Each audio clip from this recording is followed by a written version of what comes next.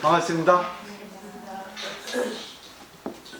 공부하기 전에 입정을 하는 이유는 이제 공부에 전념하라 그 뜻이죠. 지금까지의 생각들, 사회에서 있었던 어떤 상대적인 생각들을 접어놓고 불교의 절대적인 가르침에 이제 조금 전념하라는 그 뜻입니다. 오늘은 유마경인데 첫 번째 불국품이에요. 무비스님이 단락을 잘 나눠 놓으셔서 이 보시면 15페이지 보시면 첫 번째 육성치라고 하는 부분, 육성치는 통소라고 해서 증신서라 해서 어느 경전이든 다 이것이 구성이 되어 있거든요. 통소는 통틀어서 소문하는 거고, 증신서는 믿음을, 부처님이 가르치는 믿음을 증명하는 그런 서론입니다. 그래서 육성치라고 하죠. 그 다음에 넘겨보시면 이제 불국토라고 하는 거는 이제 보살대중이 장악을 하고 있고 장엄을 하고 있다는 거죠. 그래서 보살대중의 덕행에 대해서 얘기를 하시는데, 그것도 이제 단락이 1번, 또 2번, 또 3번까지 했어요. 오늘은 4번 단락을 할 건데요. 보시면 보살대중의 덕행에 대해서 얘기하는 거니까 그 내용을 잘 한번 생각을 하시면 좋을 것 같아요. 그 중간부터 하면 명칭고원하여 유어 수미하며 했어요. 명칭고원이라는 것은 이 고명한 이름은 높고 높이 멀리까지 들려 저 수미산을 넘어간다. 이 수미산은 인도의 세계관인데 우주 중심 축이라고 생각하면 돼요. 그 번역을 묘고산, 유명하게 높은 산이다. 그러니까 수미산은 상당히 제일 큰 산이라고 하는 뜻입니다. 그러니까 지구의 축이라고 보시면 될 것 같아요. 근데 명칭이 높고 높아서 이게 중요하죠. 사람이 유명하면 명칭이 높죠. 또 넓어지죠. 결국 보살대중보다 그 이름이 높은 사람은 없다는 거죠. 이 보살이라고 하는 것은 남을 위해서 하는 겁니다. 덕행이 높은 거죠. 우리들도 공부를 해서 주위 사람들에게 이름이 높아지고 넓어져야 될 것 같아요. 그래서 중요한 거는 말을 잘한다는 게 아니라 덕행이, 실천이 남의 고민을 들어준다거나 또 남의 그 고민에 대해서 안목이 되어진다거나, 그리고 누구에게도 뭐 사이좋게, 그리고 누구에게도 도움을 줄 수 있는 그런 선지식이 되는 것이 바로 보살이라고 할 수 있죠. 이 보살이라는 것은 결국 자기가 착하게 사는 게 아니라 주위 사람들에 어울려서, 그러니까 한 발자국만 앞서는 그런 보살이에요. 같이 생활하지 않으면 안 되는 거죠. 더러운 세계에서 같이 생활하면서 그 사람들을 더러운 데서 이렇게 이끌어줄 수 있는, 인도해줄 수 있는 그런 사람이 바로 보살이라고 경전에서 얘기하고 있습니다. 그 밑에 단락을 보시면 심신 견고하여 유약 건강하며 깊은 믿음은 견고해서 마치 건강과 같다. 여기서 신심이라고 하는 것은 믿음이죠. 결국 부처님이 가르치는 데 믿음이고 자기 마음에 대한 믿음이죠. 두 가지입니다. 그래서 옛날 큰 스님들은 신앙하고 신심에 대해서 얘기를 합니다. 신앙은 밖을 향해서 말하자면 부처님에 대해서 덕을 믿고 가르침 믿는 걸 신앙이라 하고, 신심이라고 하는 것은 결국 자기 마음속에 있는 자기 마음을 믿는 것, 그리고 신심이 견고하다고 하는 것, 이거는 내가 부처님 가르침을 믿는 거죠.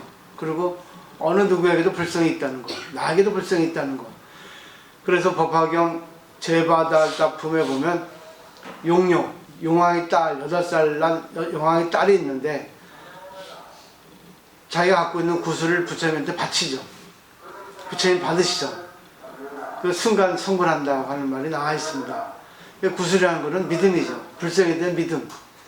부처님이 받으셨다는 것은 믿음을 인정했다는 것. 결국 이거는 가문도교, 서로의 마음이 일치됐다는 거죠. 그러니까 우리가 갖고 있는 믿음이라는 구슬, 불성에 대한 믿음, 자기의 불성에 대한 믿음, 남의 불성에 대한 믿음, 이거를 분명히 확고하게 견고하게 해야 될 것 같습니다. 어느 누구에도 불성이 있기 때문에 그 사람이 하는 행위는 안 좋을지언정 그 사람의 마음속에 있는 빛나는 불성은 있다는 것. 다만 그 번뇌에 덮여서 더러워서 안 나갈 뿐이다. 그걸 믿고 상대에게 어떻게 하면 내가 상대의 불성을 꺼낼 수 있을까.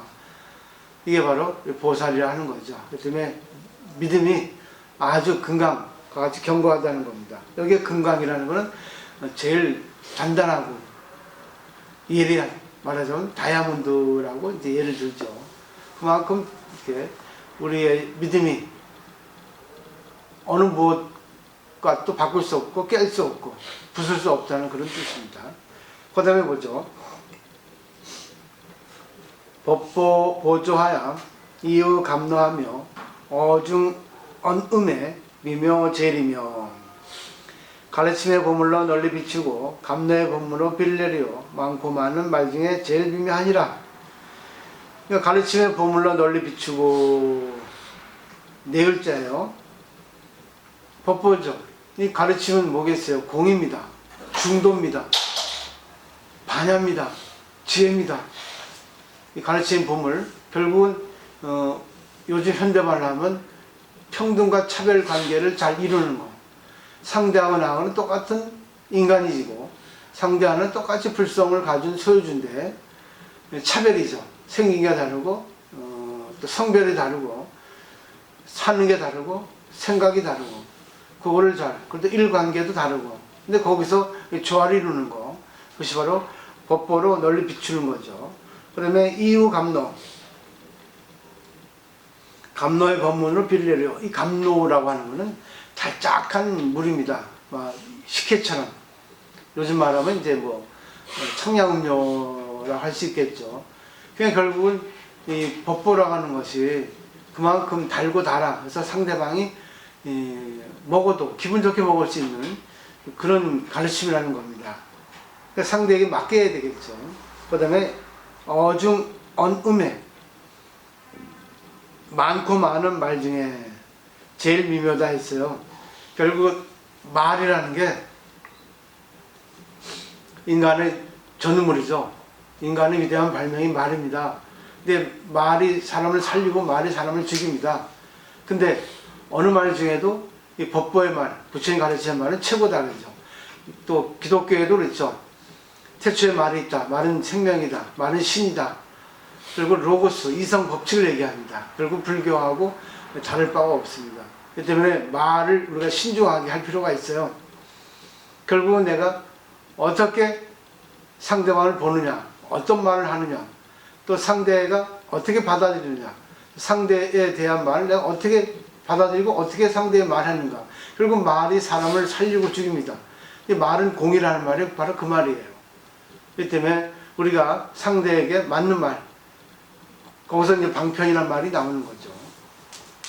참 어렵고도 쉽습니다. 쉽고도 어렵습니다. 그 다음에 넘겨보세요. 그 밑에 무의스님께서 설명을 잘 해놓으셨어요. 나중에 이제 자세하게 좀 보시면 이해가 더 쉬울 겁니다. 심입 연기하여 단재 사견 일세 유무 이변에 무부 여습하며 라고 되어 있어요.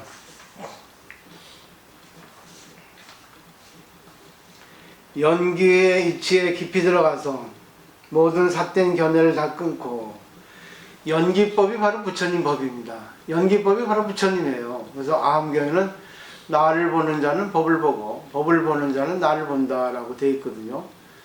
결국은 나라고 하는 것은 부처고 법이라는 건 연기법이거든요. 결국 연기는 내가 있어 상대가 있고 모든 사건은 연기에서 생기고 내 마음도 연기에서 생기고 상대도 연기에서 생기고 전부 인연이라는 겁니다. 연기나 인연이나 같은 말이에요. 근데 어떤 사람은 연기나 인연이나 다르다 해가지고 억지로 이렇게 설명하는데 같습니다. 인연 생기의 준말이 연기입니다. 인연이 만나서 생기한다, 생기고 일어난다. 이 바로 인연법이거든요. 거기서 이제 인연, 나하고 상대 중에 연이 더 중요하기 때문에 연기라고 중국 사람은 이렇게 말을 생략했죠. 그 때문에 우리가 보면은 친구를 보면 나를 알 수 있고 또 누구를 만나느냐에 해서 내가 형성이 되는 거죠. 때문에 나의 부모가 좋으면 나도 좋아지고 나의 부모가 안 좋으면 내가 안 좋아지는 겁니다.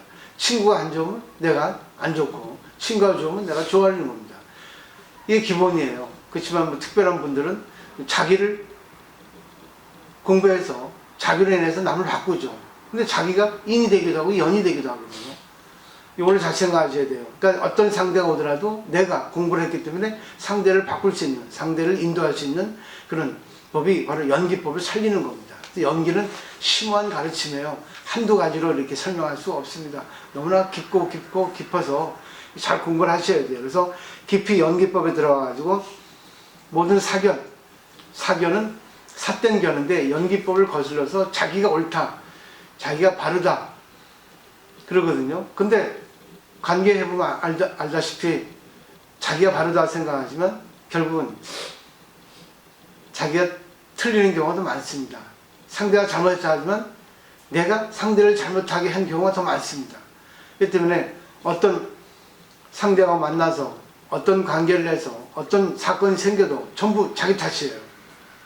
왜? 상대를 자기가 잘 인연법, 연기법을 잘 활용하지 못했기 때문에 그렇습니다. 그래서 사견이라는 것은 결국 억측, 자아법, 자기 중심적인 견해, 자기 본의 이렇게 설명할 수 있습니다. 그래서 삿된 견해는 연기법을 거스르는 것, 인과법에 저촉하는 것이 바로 사견이라 합니다.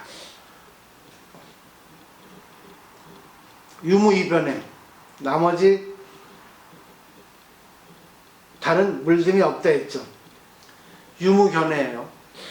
있고 없고, 있고 없고는 이론적인 거고 실질적인 내용으로 보면 좋고 나쁜 겁니다. 좋고 나쁜 두 가지 견해에 나머지 물등이 없다는 거죠. 멋있죠? 그리고 좋고 나쁘다는 거는 내가 만든 거지, 좋고 나쁜 거는 상대에게도 있겠지만 나한테 더 문제가 많은 겁니다. 그래서 유무이변이 있습니다. 아니 좋은 게 나쁜 게 있습니다. 근데 그거를 초월해서 항상 상대하고 관계를 그때그때 상황 따라서 잘 할 수 있어야 됩니다. 때로는 보살은 지옥 구덩이 들어갑니다. 때로는 보살은 어떤 문제에 휘말립니다. 때로는 보살은 좋은 일도 합니다. 나쁜 일도 합니다. 근데 결론은 뭐죠? 다 서로를 좋게 부처님 법에 인도하기 위한 방편이라는 거예요. 그렇기 때문에 보살은 일부러 스스로 지옥에 한다 했어요. 조주록에 보면 어떤 할머니가 조주스님께 여쭙죠. 여성은 재업이 많은데 어떻게 하면 되겠습니까? 했어요. 해탈하는 방법 가르쳐 주십시오 하니까 조주스님은 그렇죠. 그대는 지옥에 떨어지기를 원하고 다른 사람은 천상에 오르기를 원하라 했습니다. 어떻게 보면 지독한 말이에요. 근데 결국 네가 생각하고 있는 그것이 지옥이잖아. 차라리 지옥에 있는 걸 원해. 지옥이라는 것도 실체가 없는데 그대가 실체가 없다는 걸 알면 지옥이 그대로 극락이라는 거죠. 참 멋있는 말이 아닐 수 없습니다. 그래서 우리는 지옥에 살고 있다는 걸 재밌게 생각하셔야 돼요. 지옥이 없으면 재미가 없습니다. 극락이라는 것은 걱정이 없는데 걱정 없는 세계에 살다 보면 정말 무기력해져요. 재미없어요. 아실 겁니다. 그 돈이 많으면 많을수록 감사가 없고 또 걱정이 없으면 없을수록 쾌락을 추구한다죠. 그렇기 때문에 이상한 변태가 생기고 이상한 쪽으로 자기 쾌락을 추구한다는 그런 세상에 이야기들이 많이 있잖아요. 일단 돈이 많아지면 그 여유가 있으면 사람 마음이 착해집니다. 걱정할 게 없어서. 조금 걱정이 있고 없어야만이, 그리고 감사가 있어야만이 항상 자기 마음이 선한 마음으로 남의 고마움을 알게 되고 또 자기에 대해서 어떻게 살아야 된다는 것, 남을 도와줘야겠다는 생각을 하게 된다고 그러죠. 자, 그 다음에 넘겨보죠. 거기 이제 보시면 장황하게 설명을 하셨는데, 이것도 보시면 돼요. 12연기, 또 뭐, 중간합파 이렇게 얘기하셨는데, 전부 제가 이렇게 간단하게 설명드리는 거에 벗어나지 않습니다. 더 이론적으로 설명하신 거죠. 그 다음에 보면, 연법 무해가 유사좌우 하면 기소 강설이 내여 내진하여 무유랑이며 이 과량이라 법을 연설하는데 두려움이 없는 것은 마치 사자와 같고, 사자가 표현하면 무짐승들이 다 두려워 떨죠. 그만큼 법을 펴는데 걸림이 없다는 거예요. 왜? 진리기 때문에, 사회법을 초월하기 때문에. 사회법은 상대적인 가르침이죠. 근데 불교의 법은 절대적인 가르침입니다. 결국 절대적이라는 것은 너나 하나라는 거죠. 결국 부모와 자식 간의 관계 속에서 상대하고 관계를 하는 겁니다. 저는 항상 그렇게 설명을 드려요. 내 몸 안에 있는 모든 기관이 다 내 거잖아요. 눈도 내 것이고 코도 내 것이고 손톱까지 내 겁니다.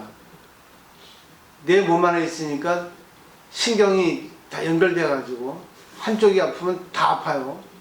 그와 마찬가지로 상대도 나하고 떨어져 있다 하지만 상대도 나와 똑같이 내 몸의 일부다 이렇게 생각할 수 있는 게 바로 이 두 가지 법이 없는 겁니다. 그게 바로 법이에요. 그게 반야법입니다. 그래서 상대가 내 모습의 투영이다. 내 속에 상대 있고 상대 속에 내가 있다는 걸 한번 생각해 보세요. 왜 인연에 이어가지고 상대 만났겠습니까? 이런 생각하면 되는데 이런 생각을 많이 하지 않으니까 사람들이 문제예요. 오늘 언뜻 신문 보니까 그런 게 나오더라고요. 극장 아르바이트 하는 학생들의 그 노고가 있다대요. 영화를 보고 나가지고 그 팝콘, 콜라 그런 것들을 다 가지고 나와야 되는데 아직까지 우리나라의 문화의식이 얕으니까 문명은 발달해도 거기다 놓고 나온다는 거예요. 대부분이. 쓰레기가 얼마나 많겠어요. 그리고 아르바이트 학생이 많지 않은데 그냥 다음 영화 상영하는 그 중간 시간이 1, 20분밖에 안 되는데 그 시간 동안 다 치워야 되는데 정말 힘들다는 거예요. 근데 그걸 들고 나와야 되는데 왜 안 들고 나오냐고 그러죠. 이해가 안 되죠. 20, 30대가 제일 많습니다. 나이 드신 분은 영화 잘 안 가요. 많이 가지 않죠. 결국은 보세요. 그렇게 지식이 많고 그렇게 아는 것도 많은데 왜 그런 거를 안 하냐 말이죠. 참 어이가 없을 정도예요. 그 KTX도 마찬가지더라고요. 그 자리에 또 고속버스도 마찬가지고 참 어이가 없어요. 자기 집이라고 생각하면 그걸 갖고 나올 겁니다. 치울 겁니다. 근데 결국은 자기 것이 아니라고 생각하니까 관계없다. 남이 치울 거다 생각하니까. 근데 이것도 우리가 볼 때 좋게 생각하면 그래서 뭐 청소하는 사람이 존재할 수 있고 그래서 그 사람의 덕을 쌓게 된다고 생각할 수 있겠지만 그래도 어느 정도야죠. 너무나 많은 사람이 그런다고 하니까 결국은 불국토가 되려면 내가 먼저 솔선수범해서 그 폭을 넓혀야만이 가능하다는 겁니다. 그래서 저는 이렇게 법으로 이렇게 포교를 거예요. 법으로 포교하는 이유를 알아주시면 좋겠습니다. 이 생에 안 되면 다음 생에 하면 됩니다. 근데 이 생에 이루고 싶죠. 그리고 정말 진실로 형식적이 아닌 진실한 마음으로 내 마음속의 불성을 꺼내서 불성을 바라게 하기 위해서는 자기 먼저 해야 됩니다. 이게 바로 깊은 믿음을 자기가 이룰 수 있는 거죠. 깊은 믿음이 없으면 이것은 가능하지 않죠. 그리고 그 강설하는 바가 마치 번개불 치는 것 같다는 거죠. 번개 치면 번쩍하잖아요. 번개. 근데 번쩍일 때 상대의 마음속에 번쩍임을 주고 또 담비를 내려주는 신호잖아요. 그 때문에 내가 어떤 말을 해도 상대에게 상대 속에 있는 불성을 꺼내줄 수 있는 그런 말이 돼야 된다는 거죠. 그러니까 제가 늘 그러잖아요. 잘난 척 하지 말고 남의 말 들어주고 또 남의 말에 맞게 또 이렇게 취임새 넣어주고 상대방을 이기려 하지 않고 상대방한테 나를 보이려 하지 않고 오직 상대방 수준을 맞춰서 상대방과 관계하는 것. 그것이 바로 번개불 치는 겁니다. 근데 내가 이렇다 해가지고 그렇게 하면 안 되지 이렇게 해야 됩니다 하고 해버리면 그때부터 상대는 말 안 들어요. 기분 나빠합니다. 자기가 더 말아야 되는데 그 사람들은 아직 공부를 많이 하지 않았잖아요. 불교가 뭔지 모르잖아요. 나는 불교를 알잖아요. 이 때문에 맞춰줘야 되는 겁니다. 대학생이 초등학생 맞춰주지 초등학생이 대학생 맞춰주겠어요? 근데 우리는 내가 대학생인데 불구하고 초등학생을 맞춰주려 하지 않고 초등학생을 가르치려 하죠. 문제가 됩니다. 그 다음에 무유량이며 이 과량이라 그것이 다 한량이 없고 그 양을 초래했다는 거죠. 그러니까 어느 누구도 어떤 일에도 관계없이 모든 사람 모든 일에 대해서 내가 과량한이 된 거예요. 진짜 최고의 인물이 된 겁니다. 다 맞춰줄 수 있고 다 구제할 수 있는 이런 경지에 오른 사람이 보살을 하는 거죠. 그 다음에 집중법보하여 여해도사하며 여러가지 법의 보물을 모으는 것은 마치 바다를 항해하는 훌륭한 선장과 같다. 여러가지 법의 보물이 뭐겠어요? 불교에서는 84,000이라고 하는 숫자를 많이 씁니다. 인도인이 84,000이라고 하는 그 말을 쓰는 거는 즐겨 그분들의 언어 습관이겠죠. 근데 이거는 84,000이라고 하는 게 아니라 많다는 형용을 합니다. 결국은 법이 많죠. 어떤 법이 많겠습니까? 사람이 살아갈 때는 하나만 갖고 살아갈 수 없어요. 법도 수없이 많습니다. 활용이죠. 그러니까 결국은 수없이 많은 법이 있는데 그 법을 우리가 다 쓸 수 있어야 됩니다. 근데 여러 법은 하나의 법으로 통일하거든요. 공법으로, 공의 법으로. 우리 종합병원에 가도 과가 많잖아요. 그렇지만 그 근본은 뭐예요? 환자를 치료하는 법입니다. 근데 우리가 보살이 되면 그 전부 다 전문의가 되는 거예요. 눈 아픈 사람 눈을 고쳐주고, 귀가 아픈 사람 귀를 고쳐주고, 상대가 우울하면 우울증이 약이 되어주고, 배가 아프면 배가 아픈 약이 되어주고, 질투하면 질투 약을 주고, 그런 식이죠. 그 다음에 요달제법에 신묘지하여 선지중생 왕래소치와 급심소행하여 모든 법에 깊고 오묘한 뜻을 잘 통달하여 중생이 가고 오고 나아가는 곳과 마음에 흘러가는 바를 잘 안다. 결국 모든 법에 깊고 오묘한 뜻을 잘 통달했다고 하는 것은 세상의 사물의 이치에 밝은 겁니다. 진리는 공이에요. 진리는 인연인데 결국 진리는 아무런 실체가 없습니다. 조건한 것이 없어요. 근데 인연 따라서 돈이 나오기도 하고, 인연 따라 물건이 나오기도 하고, 인연 따라 수학이 나오기도 하고, 인연 따라 장사가 나오기도 하거든요. 그리고 그 사람의 인연 따라 더러운 마음이 나오기도 하고 깨끗한 마음이 나온다는 거죠. 근데 결국은 그 근본이 어디예요? 공입니다. 불성입니다. 거기서 자기 본내에서 여러 가지로 갈래로 나눠지는 거죠. 근데 그걸 다 안다는 겁니다. 결국 인간의 마음, 사물, 그래가지고 불교에서는 물심분리, 신심분리 이렇게 하잖아요. 몸과 마음 둘이 아니다. 그리고 물건과 마음은 둘이 아니다. 결국은 마음과 몸과 물건과 이 세 가지가 다 하나라는 겁니다.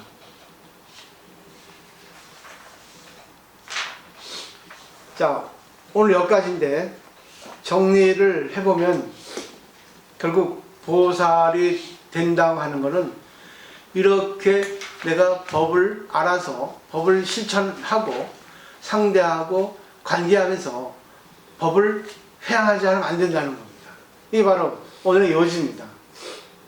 그 다음 시간은 이제 5번째 단락하고 그 다음에 이제 보살 대승의 명호에 대해서 나오거든요. 그 보살 대승의 명호도 마찬가지예요. 그분이 어떤 특징을 갖고 있다, 어떤 작용을 갖고 있다 하는 것이 바로 보살 명호에 이렇게 나옵니다.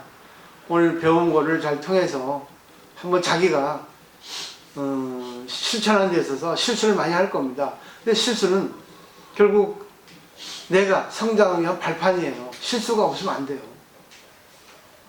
이렇게 하시면 좋을 것 같아요. 오늘 마치도록 하겠습니다.